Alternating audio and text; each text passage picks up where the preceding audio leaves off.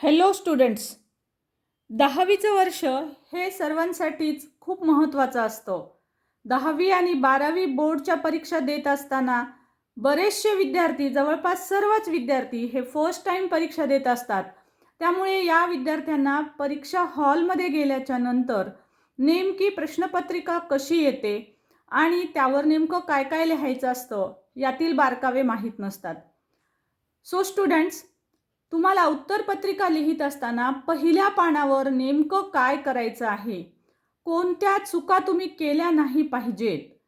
म्हणजेच पहिलं पान भरत असताना, उत्तरपत्रिकेचं पहिलं पान भरत असताना तुमच्या अनेक चुका होऊ शकतात, परंतु तुमच्या यापैकी एकही चूक होऊ नये यासाठी मी आज तुम्हासाठी घेऊन आले की नेमकं उत्तरपत्रिकेच्या पहिल्या पानावरील सर्व माहिती आपण कशी भरायची आणि या सर्व पानांवरची माहिती आणि सूचना कोणत्या दिलेल्या असतात, जेणेकरून तुम्ही त्या वाचल्या पाहिजेत, तुम्हाला त्या माहिती हव्यात.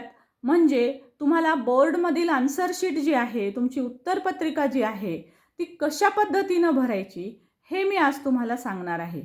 पहा स्टुडंट्स, एक आणि एक पॉईंट अतिशय महत्त्वाचा आहे. सो याकडे काळजीपूर्वक लक्ष द्या, कारण तुम्ही फर्स्ट टाईम या सर्व गोष्टी भरत असता तेव्हा तुम्ही खूप गोंधळलेल्या अवस्थेत असता. तेव्हा निश्चित एक वेळेस अशा प्रकारची उत्तरपत्रिका घरी आणून त्यावर मी जशी माहिती भरायला सांगितलेली आहे त्या पद्धतीनं जरूर एक वेळेस भरून पहा, म्हणजे तुमच्या चुका होणार नाहीत. सो स्टुडंट्स, हॉल तिकीटसुद्धा आलेले आहेत. आता हॉल तिकीटच्या सहाय्यानं मी तुम्हाला सांगणार आहे की उत्तरपत्रिकेचं पहिलं पान आपण कशा पद्धतीनं भरलं पाहिजे. स्टुडंट्स, तुम्हाला असं पाहिल्याबरोबर असं वाटतं की काही नाही, हे सोपं आहे, परंतु यामधली बरीचशी माहिती अशी आहे की ती ॲक्च्युअल भरत असताना अनेक प्रॉब्लेम येतात. हे भरू का ते भरू, मी लिहिलेलं बरोबर आहे का चूक आहे, अशा शंका मनात राहतात. तर त्या कुठल्याही शंका मनात राहू नयेत. होलोक्राफ्ट स्टिकर काय असतं, बारकोड स्टिकर काय असतं, बघा तुम्हाला इथे दिसत असेल होलोक्राफ्ट स्टिकर इथे नाव दिलेलं आहे. इथे तुम्हाला विद्यार्थ्याने बारकोड या चौकटीत चिकटवावा अशा प्रकारचं दिलं आहे, म्हणजे इथे तुम्हाला बारकोड चिकटवावा लागतो.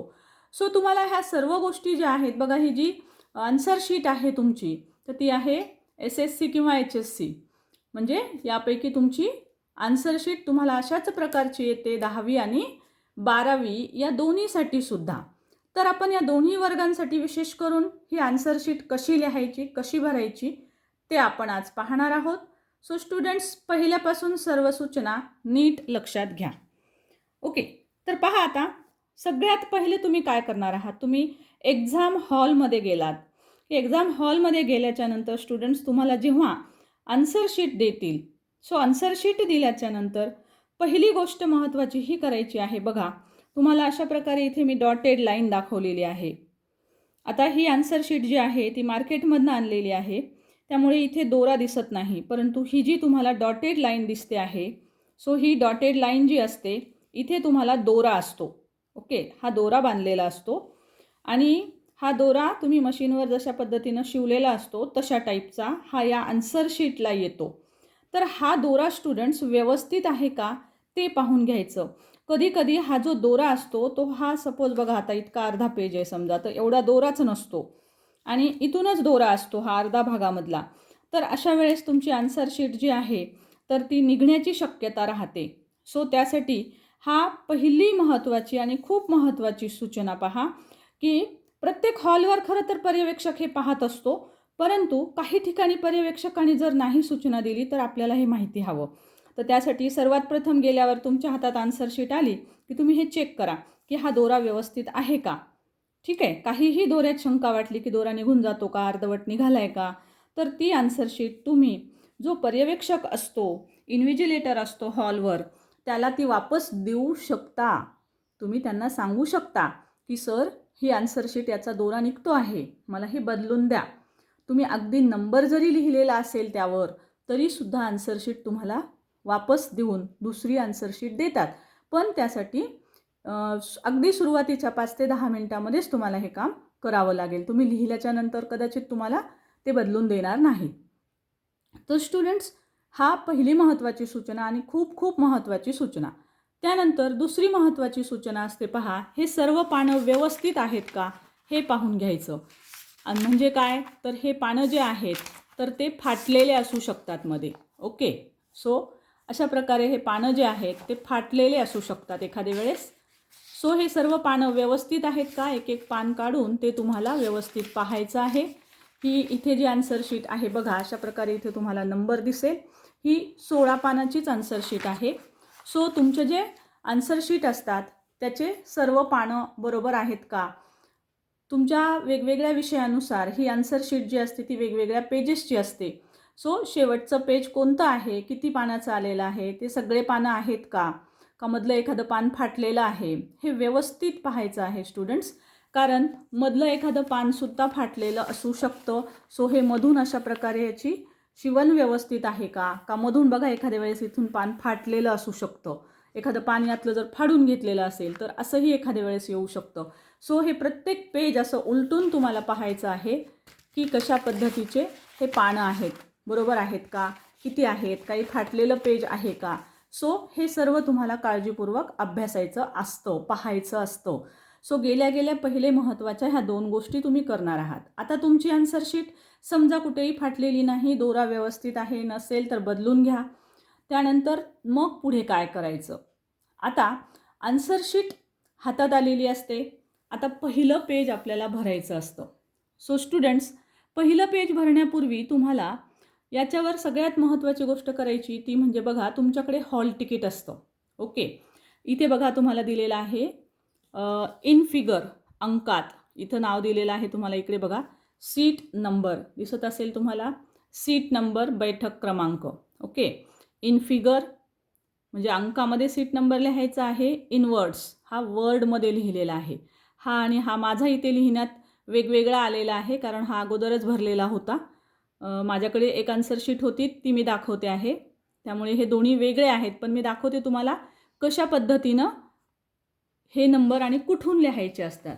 सी स्टुडंट्स, हे तुमचं अशा पद्धतीचं हॉल तिकीट असणार आहे. सो हॉल तिकीटवर बघा इथे सीट नंबर आहे. सो हा जो काही सीट नंबर असेल तो सीट नंबर तुम्हाला इथे फिलअप करायचा आहे इथे. ओके, जो मी तुम्हाला इथे सीट नंबर दाखवते आहे बघा, मी तो भरलेला नाही. मी सांगते आहे तुम्हाला की हा सीट नंबर पहा तुम्हाला कशा पद्धतीनं भरायचा आहे. हा सीट नंबर हा माझा अगोदरच भरलेला होता त्यामुळे हा वेगळा आणि हा वेगळा दिसेल, परंतु तुम्हाला हा इथला सीट नंबर इथे भरायचा आहे. राईट, त्याच्यानंतर इथे इन वर्ड्स सांगितलेलं आहे. सीट नंबर इन वर्ड्स लिहायचा आहे. बघा इथं के लिहायचं आहे. हा इन वर्ड्स बऱ्याच विद्यार्थ्यांना लिहिता येत नाही. काही विद्यार्थ्यांना अंक एवढे मोठे आहेत हे वाचताच येत नाही. लिहावं कसं, तर नो प्रॉब्लेम, इथे तुम्हाला लिहून दिलेलं असतं. सी हिअर बघा, तुम्हाला इथे तुमचं हॉल तिकीट आहे हे, या हॉल तिकीटवर पहा इथे दिलेलं आहे सीट नंबर इन वर्ड. नीट लक्षात घ्या, के 1,56,000.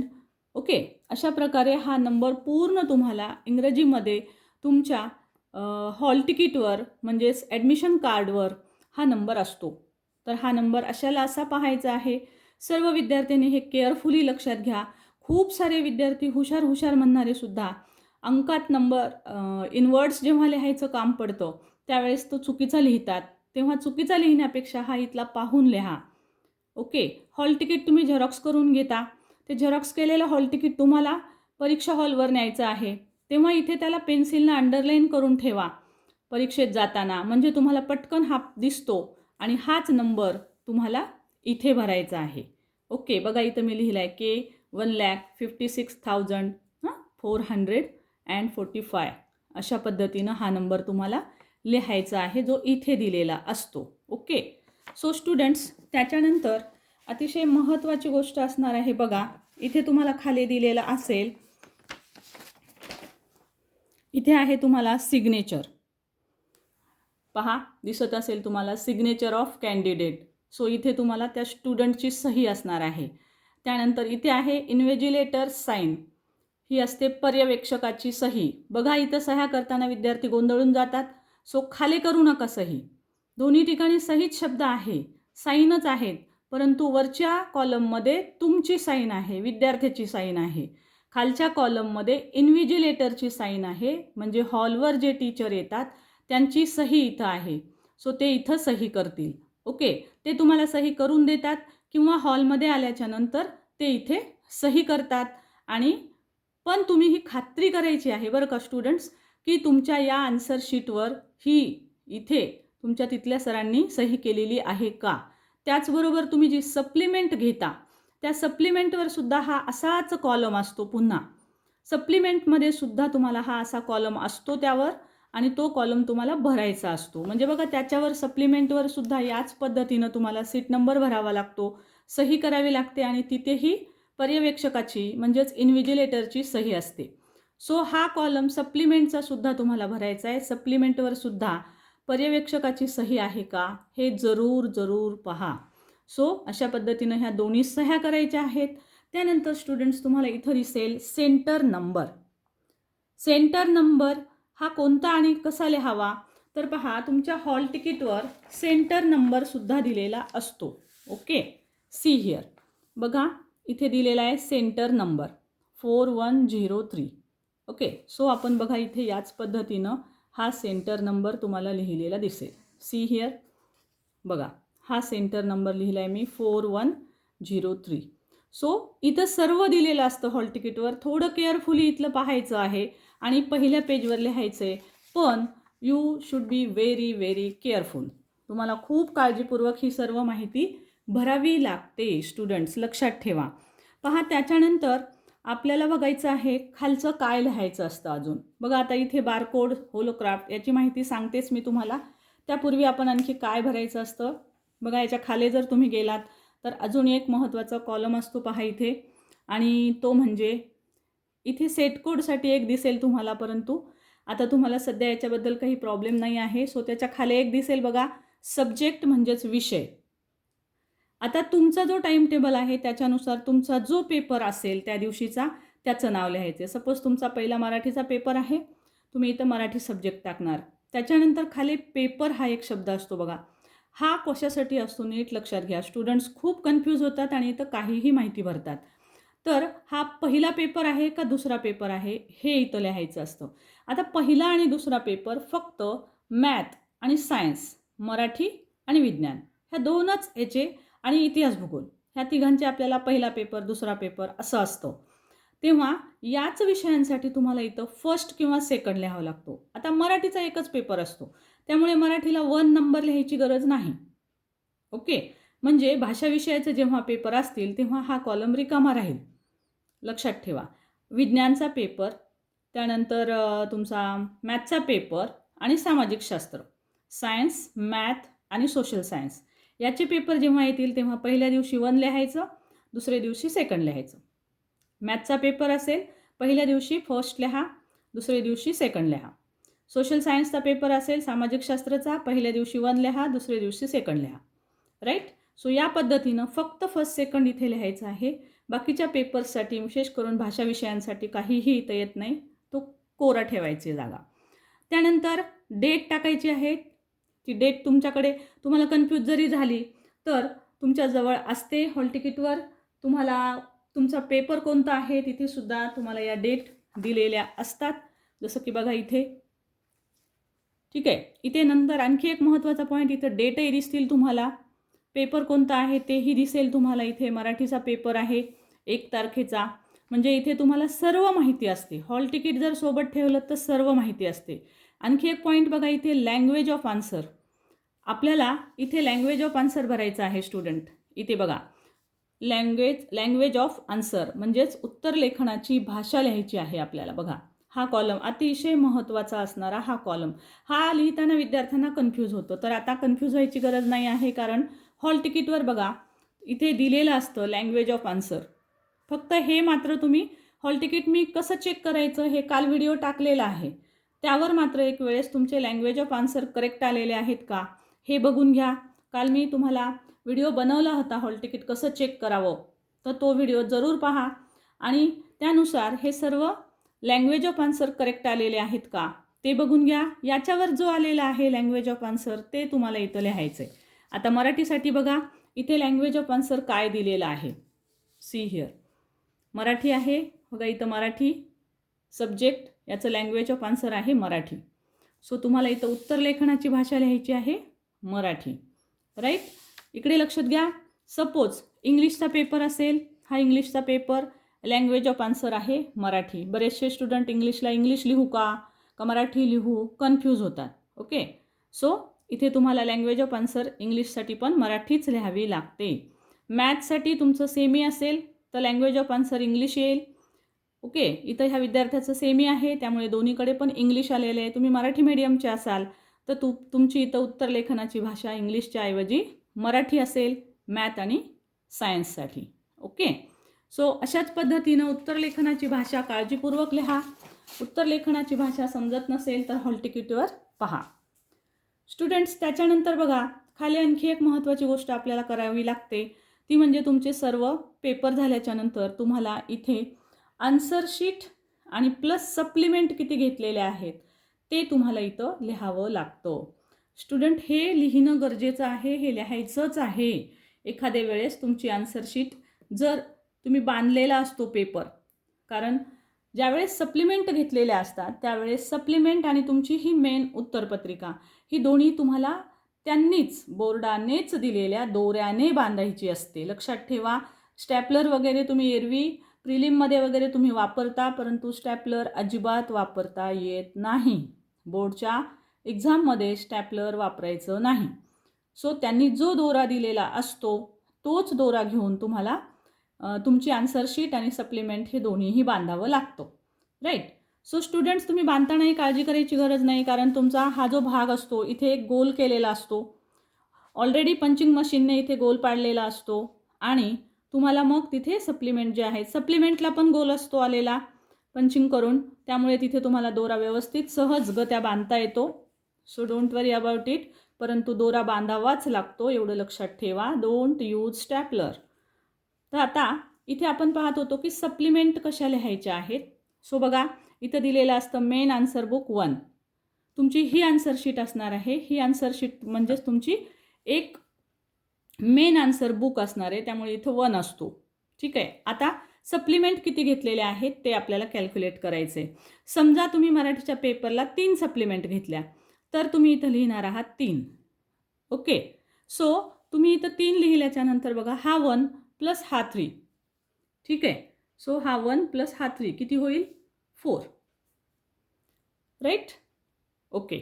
सो याच पद्धतीनं तुम्हाला लिहायचं आहे. तुम्ही जेवढ्या सप्लिमेंट घेतल्यात तेवढ्या.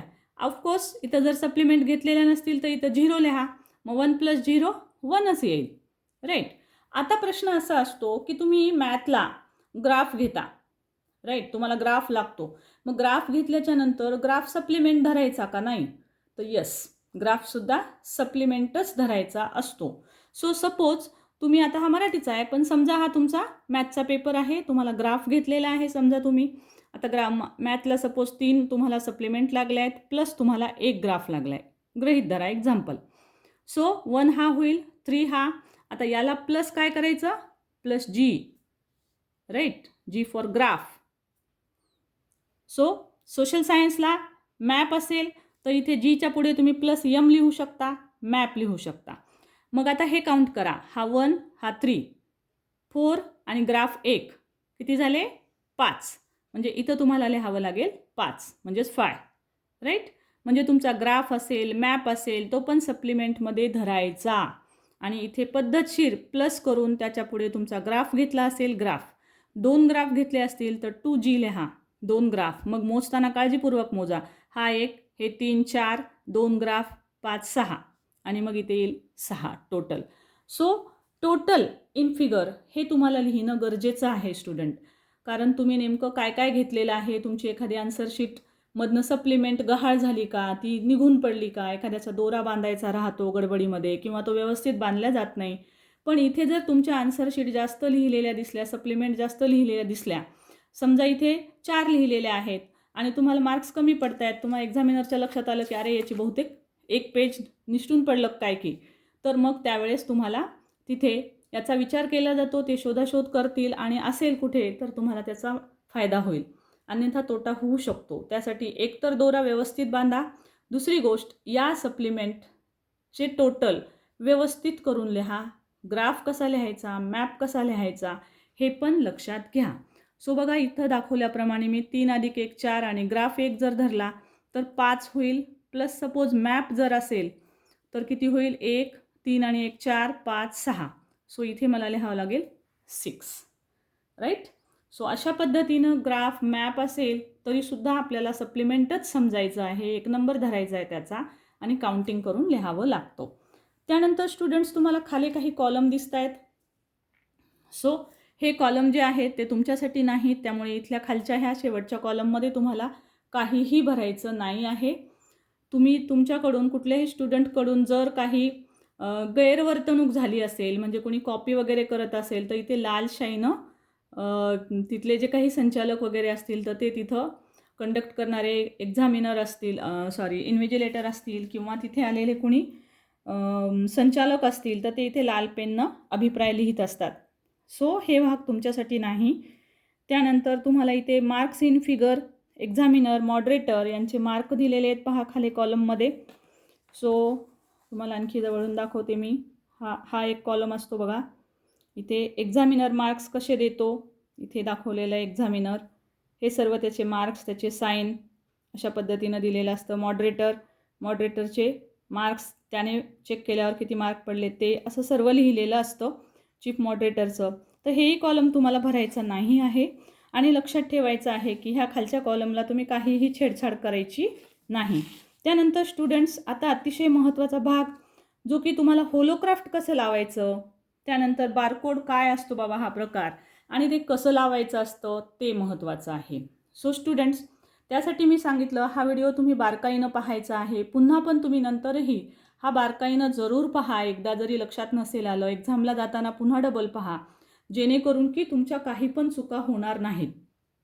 आता बघा, आणि व्हिडिओ आणि तुम्हाला ह्या सर्व गोष्टी आवडत असतील तर लाईक जरूर करा आणि हा जास्तीत जास्त विद्यार्थ्यांपर्यंत व्हिडिओ शेअर करा, जेणेकरून सर्वांनाच यातील माहिती, कारण हा फर्स्ट डे असतो, विशेषतः फर्स्ट डेला फार प्रॉब्लेम होतो, त्यामुळे सर्वांना ही माहिती भरणं जमलिंग होतं. माहीत असणारे विद्यार्थीसुद्धा चुकीची माहिती भरतात. सो पहिली महत्त्वाची गोष्ट तर अतिशय न गोंधळता तुम्ही हे सर्व काम करा, तुम्हाला सहज जमण्यासारखं असतं. ओके, तर आता बघूया आता पुढे काय करायचं आहे. सो सी स्टुडंट्स, तुम्हाला इथे या साईडला होलोक्राफ्ट स्टिकर असं दिसत असेल, राईट. तर तुम्हाला होलोक्राफ्टच्या अगोदर इथे लक्षात घ्या, अगोदर हा इथे बारकोड असतो बघा. विद्यार्थ्याने बारकोड या चौकटीत चिकटवावा, राईट. आता हा बारकोड आणि हा होलोक्राफ्ट हे 2 स्टिकर मिळतात तुम्हाला. लहान मुलं कसं स्टिकर घेऊन त्याचं मागचं स्टिकिंग पेपर काढतात आणि तो चिकटवतात, सेम तशाच टाईपचे हे स्टिकर्स असतात. आलं का लक्षात? तर हे स्टिकर तुम्हाला इथं चिकटवायचे असतात. आता ह्या स्टिकरवर काय काय असतं आणि हे स्टिकर आपण पाहत असताना कोणती काळजी घ्यायला पाहिजे ही सुद्धा पहा, इथे स्पष्ट लिहून दिलेली आहे. विद्यार्थ्याने प्रथम पर्यवेक्षकाकडून बारकोड स्टिकर घ्यावेत. बऱ्याच एक्झाम सेंटरवर स्टुडंट्स पर्यवेक्षक जे आलेले असतात, म्हणजे इन्व्हिजिलेटर जे आलेले असतात, ते स्वतःच तुम्हाला हे बारकोड, म्हणजे हा इथला बारकोड आणि इथला होलोक्राफ्ट हा काळ्या रंगाचा असतो, लक्षात घ्या. आणि बारकोड हा व्हाईट रंगाचा असतो, पांढऱ्या रंगाचा असतो स्टिकर. हे 2 स्टिकर देतात ते तुम्हाला. आणि हे दोन्ही स्टिकर सहसा बहुतेक एक्झाम हॉलवर तुम्हाला हे इन्व्हिजिलेटर लावून देतात, सो दॅट की काही मिस्टेक होऊ नये. पण समजा काही एक्झाम सेंटरवर जर इन्व्हिजिलेटर ते लावून देत नसतील तर ते तुमच्या हातात देतात. ओके, दोन्हीही स्टिकर, होलोक्राफ्ट काळ्या रंगाचं आणि बारकोड पांढऱ्या रंगाचं, हे दोन्ही स्टिकर ते तुमच्या हातात देतात. आता तुमच्या हातात जर दिलं तर तुम्ही काय चेक करायचं आहे ते बघा. तर हा बारकोड जो पांढऱ्या रंगाचा असतो त्याच्यावर तुमचा बैठक क्रमांक, विषय बरोबर असल्याची खात्री करून घ्या. त्यावर लिहिलेलं असतं, बैठक क्रमांक लिहिलेला असतो, तुमचा विषय लिहिलेला असतो. सो तो बरोबर आहे का बघा. त्यानंतर बारकोड स्टिकरसाठी दिलेल्या जागेत कुठंही घडी पडू द्यायची नाही आहे. बारकोड स्टिकर अजिबात फोल्ड करायचं नाही. त्यानंतर त्या बारकोडवर काहीही लिहायचं नाही, पेन वापरू नका त्याच्यावर, कुठे खानाखुना करायच्या नाही, त्याला घडी पडू द्यायची नाही. त्यानंतर उत्तरपत्रिकेच्या मुखपृष्ठावरील अन्य माहिती विहित जागी लिहा, म्हणजे ही जी सर्व आपण माहिती भरली ही सर्व योग्य ठिकाणी माहिती भरा. त्यानंतर विद्यार्थिनीने उत्तरपत्रिकेवर असणाऱ्या क्वेश्चन पेपर सेट कोड जागेत 2 ठिकाणी त्यांना हा कोड लिहा, अशा प्रकारची एक सूचना आहे. ती पूर्वीची होती, आता तुम्हाला कोड येत नाही आहे, त्यामुळे त्याचा प्रॉब्लेम नाही. सो अशी सूचना आता येणार नाही. Right students. तर आता बघा, हे 2 कोड असतात. हा कोड कोणता असतो? तर हा जो कोड दिलेला असतो तो तुमच्यासाठी नाही आहे. म्हणजे तो इमर्जन्सी असतो, जिथे की काही प्रॉब्लेम आला तर हा लावावा लागतो. तर होप सो की अशा प्रकारचा कुठलाही प्रॉब्लेम तुमच्यासोबत येणारच नाही. सो तुम्हाला हे 2 कोड मात्र कंपल्सरी लावायचे आहेत, पांढरा आणि काळा. सो आता केव्हा लावायचा? हा बारकोड स्टिकर ते देतील किंवा ते लावतील. त्यांनी नाही लावलं तर आपण पाहायचं आहे त्याच्यावर आपला सीट नंबर आहे का आणि आपला विषय जो ज्या दिवशीचा आहे तेच आहे का. तर तो असेल तर तो तुम्हाला मागचं स्टिकर काढायचं आहे त्याचं. आणि तो बघा, इथं अशा लाईन्स पण दिलेल्या असतात, राईट. त्याच्यावर पण बघा, हा जो बारकोड असतो, ह्या बारकोडवर बघा इथे बाण दाखवलेला आहे, तुम्हाला दिसतोय? ओके. सो अशाच बाणावर पहा, अशी डॉटेड लाईन असते, अशी डॉटेड लाईन इथे दिलेली आहे. अशीच डॉटेड लाईन तुमच्या बारकोडवर पण येते. ती लाईन अशीच मध्यभागी याच्यावर धरायची आणि तो चिकटवायचा, म्हणजे तो बरोबर तुमचा चिकटवला जातो. स्टिकरचं मागचं स्टिकिंग पेपर काढायचं आधी. ते काढल्याच्या नंतर दोन्ही बाजूनी असं स्टिकर धरायचं याच्यावर. ते कसं धरायचं? ही डॉटेड लाईन त्याच्यावर पण दाखवलेली असते, ती एकमेकांवर येईल अशा पद्धतीनं धरायचं आणि इथे ते चिकटवून टाकायचं. चिकटवल्याच्या नंतर त्यावर असं प्रेस करायचं, म्हणजे हा बारकोड स्टिकर व्यवस्थित बसतो. हे काम तुमचं स्वतःचं आहे. दिस इज युअर रिस्पॉन्सिबिलिटी. ठीक आहे. इन्व्हिजिलेटर जो आहे तो स्वतः लावून देईल, तो प्रेस करेल, तो असले कामं कशाला करेल? आणि हे तुमची जबाबदारी आहे, तुम्ही हे व्यवस्थित करा. सो तुम्ही ह्याला व्यवस्थित स्टिक करायचं आहे प्रेस करून. आता हा बारकोड लावणं झाल्याच्या नंतर पर्यवेक्षकाची सही झालेली आहे का हे पाहायचं आहे. आणि पर्यवेक्षकाची सही झाल्याच्या नंतर शेवटी बघा, शेवटच्या 15 ते 20 मिनिटामध्ये तुम्हाला इथे होलोक्राफ्ट लावायचे आहेत. सो तुम्हाला सुरुवातीला जरी दिले असतील तुमच्या सेंटरवर, तुमच्या हॉलमध्ये जर पर्यवेक्षक स्वतः लावत नसतील तर ते तुम्हाला देतील, तर तुम्ही पण हे शेवटी लावा. शेवटच्या 20 मिनिटामध्ये तुम्ही तेवढा वेळ ठेवाच रिकामा शेवटचा, आणि तिथे तुम्हाला हा वेळ द्यावा लागेल. जर तिथले इन्व्हिजिलेटर ते लावून देत नसतील तर. पण त्यांनी जरी लावलं तरी त्यांना तुम्हाला ही आन्सर शीट द्यावी लागते. मग ते त्याच्यावरती होलोक्राफ्ट चिकटवतात. सो तुमचा वेळ जाणारच असतो स्टुडंट. तर त्यासाठी इथे अशा पद्धतीनं शेवटी त्यांना सांगा की शेवटी लावा, आणि हे लावलेत का हे पण चेक करणं आवश्यक आहे. तोही स्टिकर ब्लॅक पहा, अशा पद्धतीनं इथे तुम्हाला एक डॉटेड अशी एक पूर्ण लाईन दिसते बघा इथं. या लाईनपर्यंत मध्यभागी बसेल अशा पद्धतीनं तुम्हाला तो लावायचा आहे. तुमचा जो होलोक्राफ्ट असतो ब्लॅक कलरचा, तर पहा त्याच्यावर अशा पद्धतीनं इथं बाण असतो, एक अशा पद्धतीनं बाण असतो जो होलोक्राफ्ट आहे त्याच्यावर. सो इकडच्या बाजूचे बाण जे असतात ते पाहायचे होलोक्राफ्टवरचे बाण, आणि इथे बरोबर ते बाणावर बाण ठेवायचा ह्या रेषेवर, आणि त्याचं स्टिकिंग पेपर आधीच काढून घ्यायचं आहे. ते बाणावर बाण येईल अशा पद्धतीनं ते स्टिकर याच्यावर ठेवायचं आणि या साईडनं असं करून प्रेस करायचं, प्रेस करून ते लावायचं आहे. सो या पद्धतीनं तुम्हाला होलोक्राफ्ट स्टिकर लावायचा आहे. फक्त लक्षात ठेवा की इन्व्हिजिलेटरची साईन झाल्याशिवाय मात्र तुम्ही हा होलोक्राफ्ट स्टिकर लावायचा नाही. लावण्यापूर्वी जरूर चेक करा की पर्यवेक्षकाची सही झालेली आहे का. नसेल झालेली स्टुडंट तर तुमचा निकाल राखीव येतो. सो चेक करा. एखाद्या वेळेस इन्व्हिजिलेटर जो असतो तर त्याच्या काही अडचणीमुळे किंवा मिस्टेकनली राहतो एखाद्या विद्यार्थ्याची सही करायची, तर त्यांच्या नजरेस आणून द्या की तुमची सर साईन राहिली आहे. सो तसाच पेपर गेला आणि तुम्ही यावर होलोक्राफ्ट लावून पाठवला तर निकाल राखीव राहू शकतो. सो स्टुडंट, ही काळजी तुम्हाला घ्यायची आहे. सो अशा पद्धतीनं this is what about the first page. मी तुम्हाला खूप डिटेल माहिती दिलेली आहे. छोटे छोटे पॉईंट्स ह्याच्यात मी सर्वच सांगितलेले आहेत. त्यानंतर अजून अगदी 1 मिनिटामध्ये एक भाग सांगते. हा आपण यापूर्वी पण खूप वेळेस पाहिलेला आहे स्टुडंट्स, आणि तो म्हणजे या पान नंबर 2वर तुम्हाला विद्यार्थ्यांकरिता सूचना दिसतात. या विद्यार्थ्यांकरिता ज्या सूचना दिलेल्या आहेत त्यावर खूप वेगवेगळ्या सूचना आहेत. सो अशा प्रकारची एखादी आन्सर शीट आणून त्यावर घरी जरूर पेपर सोडवा. ह्या सर्व सूचना वाचून घ्या. यातल्या महत्त्वाच्या सूचना ज्या असतात त्यामध्ये बघा, सर्व पृष्ठ असल्याची खात्री करून घ्या, ही जी मी सांगितली ती. अजून एक महत्त्वाची सूचना आहे, दोन्ही बाजूस समास सोडू नये, मार्जिन दोन्ही बाजूला सोडू नये, अशी एक महत्त्वाची सूचना असते. त्याच्यानंतर दोन्ही बाजूस लिहा. काही विद्यार्थी एकाच बाजूला लिहितात, एक बाजू कोरीच सोडतात. तसं करायचं नाही आहे. पर्यवेक्षकाची सही असल्याची खात्री करा.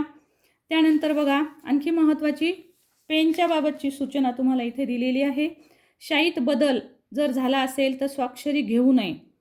त्या एक्झामिनरची स्वाक्षरी तुम्हाला घ्यायची नाही आहे स्टुडंट. शाईत जर बदल झाला, इथे बघा, शाईत बदल जर झाला असेल तर पर्यवेक्षकाची स्वाक्षरी घेऊ नये. पूर्वी घ्यावी लागायची, आता घ्यायची गरज नाही. त्यामुळे स्पष्ट सूचना आहे की ती साईन घेण्यात तुम्ही वेळ घालवू नका. पेन कोणता वापरायचा? निळ्या अथवा काळ्या शाईचाच उपयोग करावा, अन्यथा मजकुरास गुणदान केले जाणार नाही. बघा, म्हणजे काळ्या किंवा निळ्या शाईचाच पेन वापरायचा आहे. अशा अनेक सूचना याच्यामध्ये तुम्हाला दिलेल्या आहेत स्टुडंट्स. अजून काय महत्त्वाचं आहे तर स्केच पेनचा वापर करता येणार नाही, ही एक महत्त्वाची सूचना आहे. त्यानंतर व्हाईटनरचा उपयोग करता येणार नाही, ही पण एक महत्त्वाची सूचना आहे. बघा, इथं व्हाईटनरचा वापर केल्यास तुम्हाला दंड होऊ शकतो किंवा तुम्हाला अशा प्रकारचा दंड होईल. बघा, परीक्षेची संपूर्ण संपादनूक रद्द व पुढील एक परीक्षा प्रतिबंध करण्यात येईल.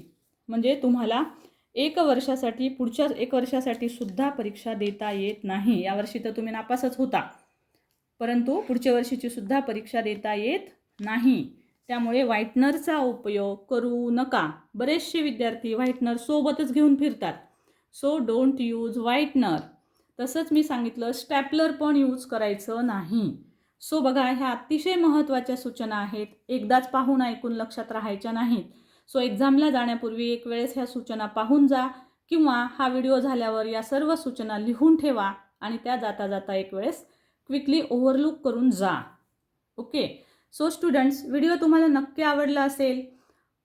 जर आवडला असेल तर लाईक शेअर जरूर करा. सो अनेक विद्यार्थ्यांपर्यंत ही माहिती जरूर पोहोचवा. Thank you so much for watching. Thank you.